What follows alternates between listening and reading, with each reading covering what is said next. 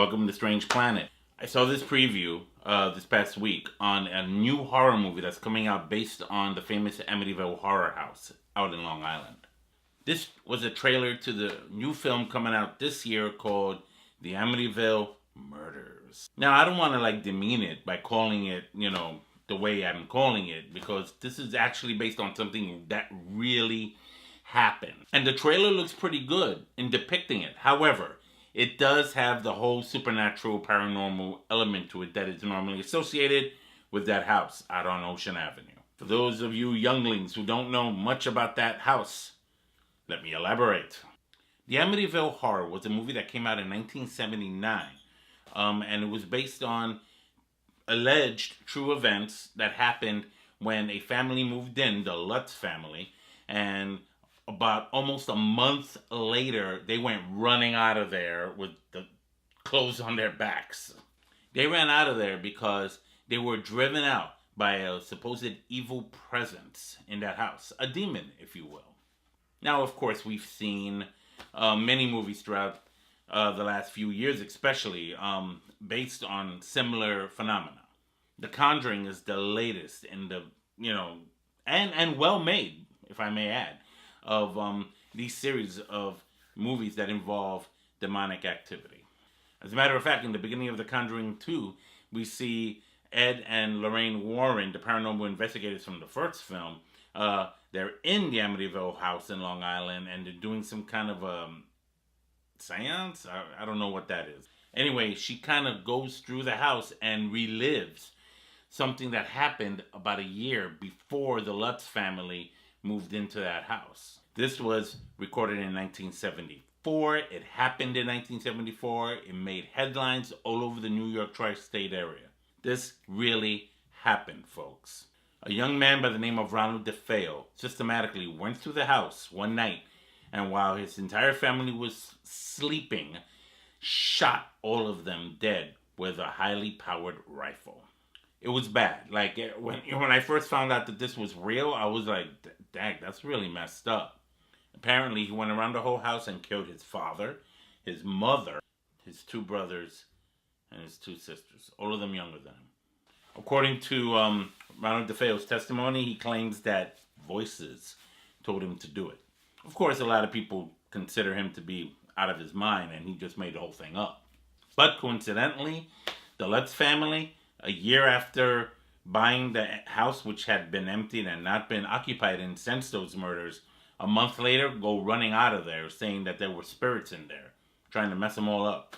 Now this is quite a coincidence, because 1974, when the murders took place, that was about a year, almost a year, after The Exorcist came out in theaters nationwide, and it sparked national attention as being this the greatest horror movie of all time, and it brought about the reality. It kind of depicted the reality of evil. We all know how that film turned out. I mean, people were terrified. They were running out of the theaters.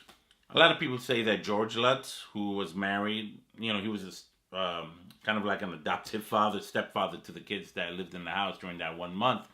They divorced later on in life, and he passed away not too long ago. He, came up with this story about why they had to run out of there. Well, we can go back and forth about the spirits and the thing, but let's talk about this trailer. I saw the trailer and I liked what I saw. I was impressed with it. It's your typical run-of-the-mill paranormal activity type trailer. However, this is a trailer that those who are well-versed in the story of the Amityville Horror knows its ending. These people end up dying. And these are real people in real life. It's like, when Titanic came out and everybody was like, we know what happens at the end of that. No sequel there for that movie. Yet nonetheless, it brings about the story of Ronald DeFeo, who is now still in real life serving his life sentence for that murder. And it shows kind of the events that led up to him actually doing what he ended up doing to that family. Now look, there have been sequels. The first Amityville Horror film that came out in 1979 based on the Lutz story was an awesome movie, and it scared It was scary. I would say go watch it. definitely go watch. As a matter of fact, real quick, Horror and Coffee, I give the Amityville Horror from 1975 4 coffee cups. It was that good. But the sequels after that, Amityville 2, The Possession. Oh wait, we have Amityville in 3D. Are you kidding me? Yeah, that was bad. So, they tried to bring it back. They even did a remake of the Amityville Horror, about a decade or so ago. And it was good, but it wasn't memorable. The original film is memorable. When you make a remake of something, you gotta let the remake stick in your head. And if it doesn't stick in your head, that means it didn't succeed in being a good remake. That's how I feel about it. But nobody ever made a movie based on the actual DeFeo killings that happened a year before the Lutz family moved in. That's what I want to see. That's what I want to see. The character development, and based on the reports by the police and the detectives and all of the people that were involved in that case back in 1974, it makes for a good story.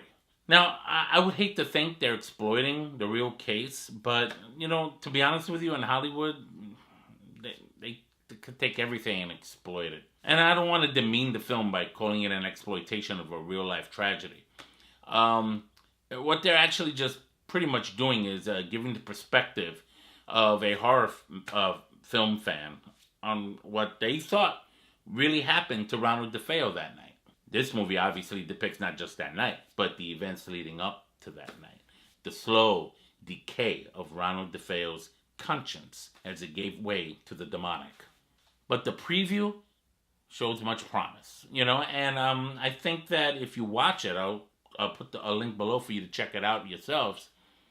I would say, this is a next to Halloween, the return of Michael Myers in October. It's probably next to that, my most anticipated horror film for this year so far.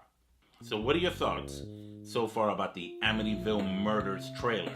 Talk to me. Comment below and share with me what you think about that trailer and whether it gives a sign of it being a good classic horror film. This is Ralph Perez from Strange Planet. Take care.